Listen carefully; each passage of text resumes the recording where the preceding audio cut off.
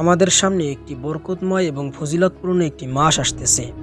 এই মাস প্রত্যেক মুমিন মুসলমানের জন্য অত্যন্ত গুরুত্বপূর্ণ একটি মাস। এই মাসের নাম হচ্ছে রমজান মাস। এই রমজান মাস নিজেকে পরিবর্তন করা এবং আল্লাহ তাআলার সন্তুষ্ট অর্জন করা, তার নৈকট্য হাসিল করার মাধ্যম।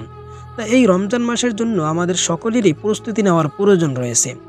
আমরা অধিকাংশ মানুষ রমজান মাসের ফজিলত জানি, এর গুরুত্ব জানি, কিন্তু এই মাসটা আমরা কিভাবে কাটাবো, এই মাসের জন্য কিভাবে প্রস্তুতি নেব, এটা আমরা অধিকাংশ মানুষই জানি না। তাই আজকের ভিডিওতে আমরা হযরত ওমর ইবনে খাত্তাব রাদিয়াল্লাহু তাআলা আনহু কিভাবে রমজানের জন্য প্রস্তুতি নিয়েছেন এই ব্যাপারে আলোচনা করব ইনশাআল্লাহ। রমজান শুরু হওয়ার আগে হযরত ওমর ইবনে খাত্তাব রাদিয়াল্লাহু তাআলা আনহু তার পরিবার এবং আশপাশের মানুষদেরকে তিনি একত্রিত করতেন এবং বলতেন, এই রমজান মাস শুধু রোজা রাখার মাস নয়, এই রমজান মাস নিজেকে পরিবর্তন করা এবং আল্লাহ তাআলার সন্তুষ্ট অর্জন করা, তার নৈকট্য হাসিল করার মাধ্যম। এছাড়াও তিনি রমজান শুরু হওয়ার আগে বিশেষ কিছু কাজ করতেন। এর মধ্যে প্রথম নাম্বার হচ্ছে, তিনি হিসাব করতেন গত রমজানে কি কি ভুল করেছেন, যেই ভুলগুলোর কারণে তিনি সঠিকভাবে রোজার হক আদায় করতে পারেননি।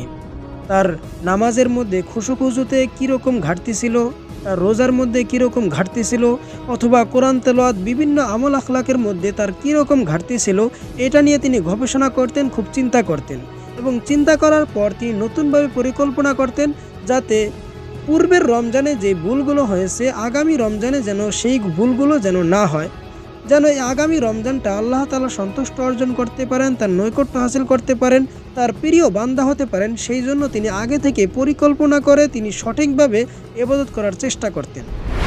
দ্বিতীয় নম্বর হলো, হযরত ওমর রাদিয়াল্লাহু তাআলা আনহু তার পরিবারকে রমজানের জন্য মানসিকভাবে প্রস্তুত করতেন।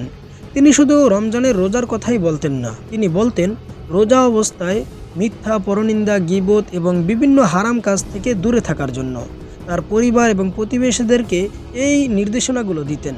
এবং তিনি বলতেন, যেই রোজা তোমার চরিত্র পরিবর্তন করতে পারে না, ওই রোজা কোনোদিনও তোমার উদ্দেশ্য পূরণ করতে পারে না।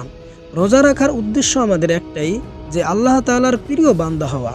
তাহলে যেই রোজা আমার চরিত্র পরিবর্তন করতে পারে না, ওই রোজা কোনো সময় আমাকে আল্লাহ তাআলার প্রিয় বান্দা বানাতে পারবে না।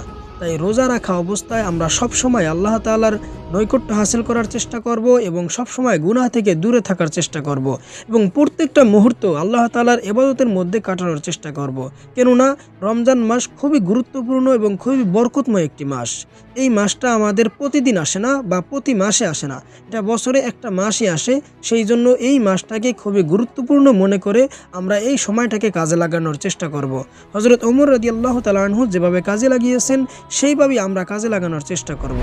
তৃতীয় নম্বর হলো, হযরত ওমর রাদিয়াল্লাহু তাআলা আনহু রমজান শুরু হওয়ার আগেই তিনি কোরআনের সাথে সম্পর্ক করার চেষ্টা করতেন। কারণ আমরা অধিকাংশ মানুষই জানি যে রমজান মাস কোরআন নাজিলের মাস। এই মাস খুবই বরকতময় একটি মাস। তাই এই মাসে অধিক পরিমাণে কোরআন তেলাওয়াত করার চেষ্টা করতেন এবং যতটুকু তেলাওয়াত করতেন ওইটুকু তার নিজের জীবনে বাস্তবায়ন করার চেষ্টা করতেন। আমরা সকলেই জানি যে কোরআন হচ্ছে আল্লাহ তাআলার বাণী এবং আল্লাহ তাআলার আইন কানুন সমস্ত কিছুই কোরআনের মধ্যেই লিপিবদ্ধ করা আছে।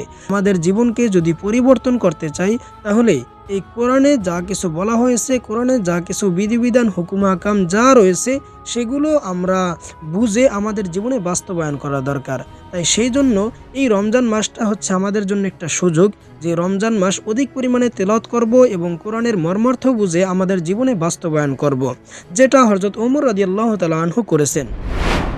চতুর্থ নাম্বার হচ্ছে, হযরত ওমর রাদিয়াল্লাহু তাআলা আনহু তিনি আল্লাহ তাআলার কাছে অধিক পরিমাণে দোয়া করতেন এবং কান্না করতেন, যেন তার হায়াতটা রমজান পর্যন্ত পৌঁছে যায় এবং রমজান আসার আগে তার যেন মৃত্যু না আসে।